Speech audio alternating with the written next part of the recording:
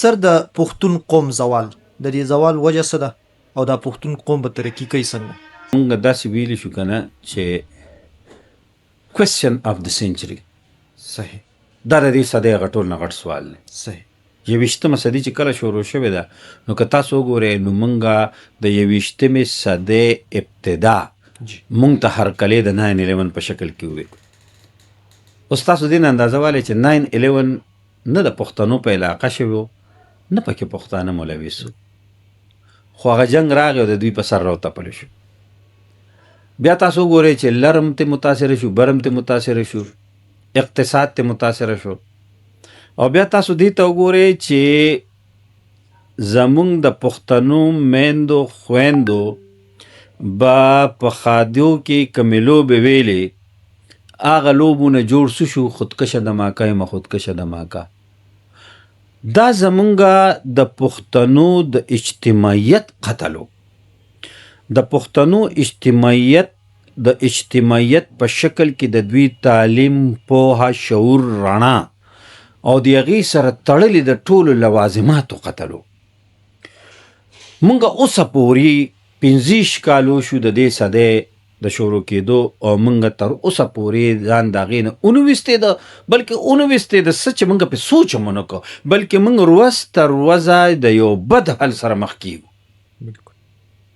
تاسو وګورئ چې په موجوده وخت کې په دې کال 2025 کې صرف 7 لاکه پښتانه د پښتونخوا وطن نه بهر ته لاړل د مزدورو لپاره.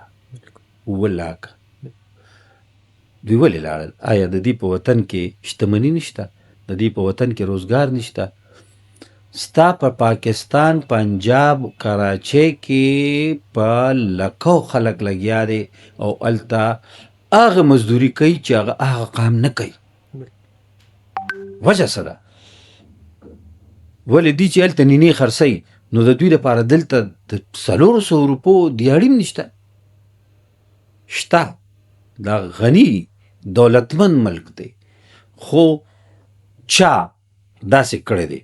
اوس چا چې کړی دی هغه خو یې کوي، دی په خپل هم سوچ نه کوي چې دا سړی لګیا دی دی ولې دی ته ده. لکه زه تاسو ته د هغې مثال درکو.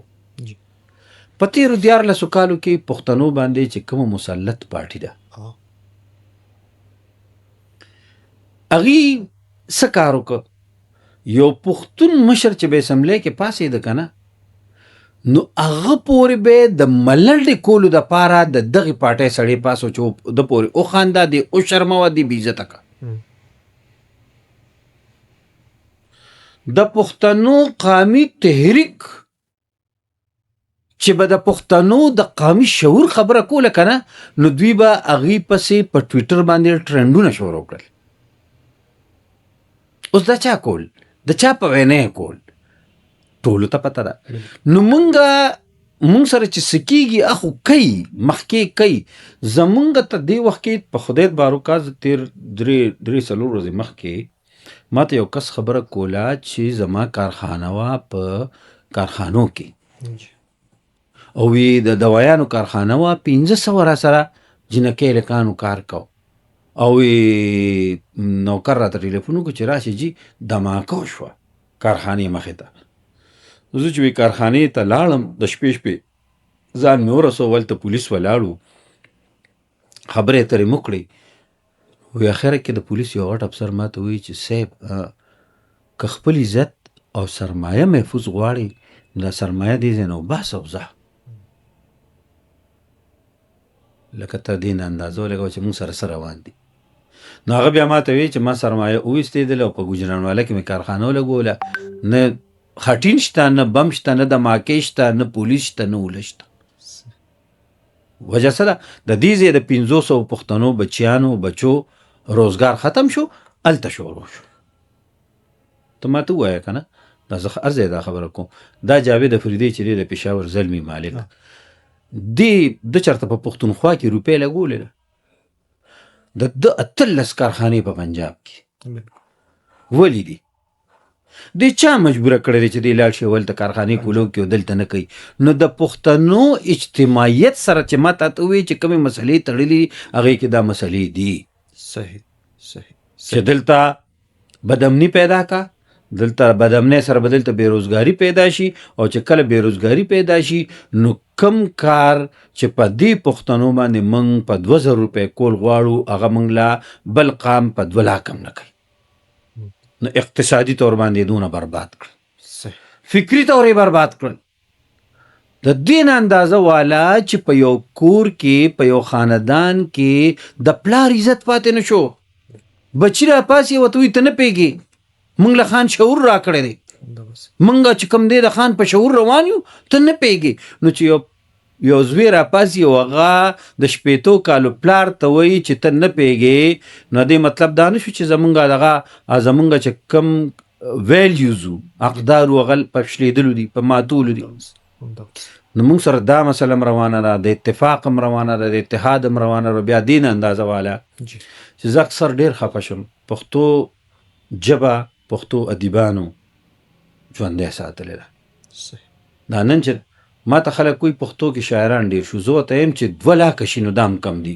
ولې 2 لاکه شاعران چې لګیا دي په خپل سوشل میډیا باندې، خو به شعر لیکي د پښتو که نه، دا چې 2000 شي نو خو بیا به 2000 پښتو لیکي. نن ته دې ته وګوره چې زما په دې خاوره باندې د پښتو چینل ما ته وښایه چې خالص د پښتو چینل او د پښتنو د ستونزو دغه پې کېږي، پروپیګیشن پې کېږي. ما ته د پښتو یو اخبار وښایه چې هغې ته موږ ویلو شو چې او حقیقت کې دا د پښتو اخبار دی او په دې کې هر هغه څیز موږ چاپ کولی شو چې کوم زمونږ مسلې دی او زړه غواړو چې کوم دیم تا ته ښه پته لګي. خیبر ټي وي یو چینل دی، مشرق چینل دی، مشرق کې پښتو نشته، او ای وی ټي خیبر چې دی د هغې مالک چې دی هغه ټوله دنیا پیژني چې څوک دی او هغه دلته د څه لپاره ده. ښه بیا ستا پی ټي وي نه ختم شو، پی ټي وي نه پرایم ټایم ختم شو د پښتو. نو پښتنو سره چې کومې ستونزې روانې دي، زه فکر کوم چې زما سیاستمداران چې دي هغې په دې لګیا کړي دي چې مال پیدا کا، خو د پښتنو اجتماعیت مه چیړه، د پښتنو د شعور خبره مه چیړه، د پښتنو د تعلیم خبره مه چیړه. ګینې ما خو تاسو ته ووی چې دا څه دې کې څه ګران دي چې د پښتنو یو سرکاري د صوبې یو سرکاري ریډیو یو ټي وي وي، یو اخبار یې وي، خو د دې پیغام به خلکو ته رسېده که نه، نړۍ ته به رسېده، د دې مسلې به پکې راتلې نشته. قدیم نو هغه کنټرول دی او د پاکستان دی، د پښتنو نشته. نو پښتنو سره داسې ډېر. بیا تاسو تعلیم ته راشئ، 55 لاکه ماشومان د پښتنو اوس هم د سکول نه بهر دی. نو چې د سکول نه بهر دی نو هغه هر سړی استعمالولی شي او د هر څه لپاره استعمالولی شي. بیا د دوی دولت ته راشئ، د دوی چې کوم قدرتي دولت دی، یعنې زه تاسو ته صرف ډېر نه یادوم، په 3 ضلعو کې په اورکزو، شمالي او جنوبي وزیرستان، په دې 3 کې چې کوم معدنیات دي او بشمول باجوړ د 500 کالو دپاره زمونږ بس دی، خو که دا زمونږ په خپل اختیار کوي.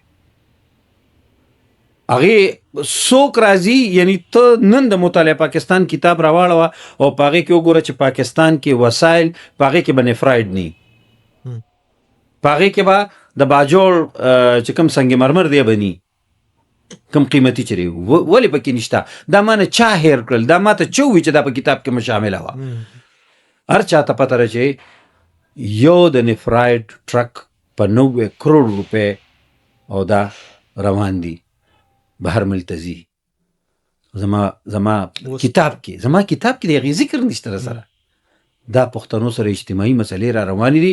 ښه بیا د تجارت تاسو وګورئ، د پښتنو زیات تجارت خو به ده چې هلته به لکه دا اوس دې وخت کې کینو دی که نه، دغلته وګوره ستا پر ډیري پراتې دي په دې دوکان کې خلکو سره په 200 روپۍ باندې هغه غټ غټ کینو. په دې باندې به مونږ تجارت کوو، پښتنو به په دې پیسې 2 اربه روپۍ ګټلې به سنټرل ایشیا ته لېږلي. 14 لارې زما د تجارت د افغانستان سره یو لارم کلونه را بنده ده. نو چې زما تجارت هم بند دی، زما سوچ هم بند دی، زما فکر هم بند دی، زما تعلیم هم بند دی، نو دا قوم د دې مستقبل دا به جوړیږي څه؟ عمدغه وجه ده چې زمونږ په معاشره کې آیسولیشن سیوا کیږي، افراتفری سیوا کیږي، بدامني سیوا کیږي، یو رور لګي شي بل رور وجني د لږ مال حال لپاره، همدغسې. ځکه چې هغه ته مخکې سخکاري نه، مخکې لکه یو تور دیوال دی، نو چې تور دیوال مخې ته پروتي نو ته به په ځان هم چک لګې. نو پښتانه لګیا دي د لږ معمولي مال حال لپاره خپل پلار رور دا وجني او چې ما ته مال راشي، صحیح. یا چې زه پې سروایول وکړم یا پې زه ګېډه مړه کړم. نو دا ډېرې لوی ستونزې دي د پښتنو سره. او زه وایم چې زه فکر کوم چې موجوده وخت کې داسې به څوک وي چې هغه د قام پوه کړي او د دوی تربیت وکړي. صحیح.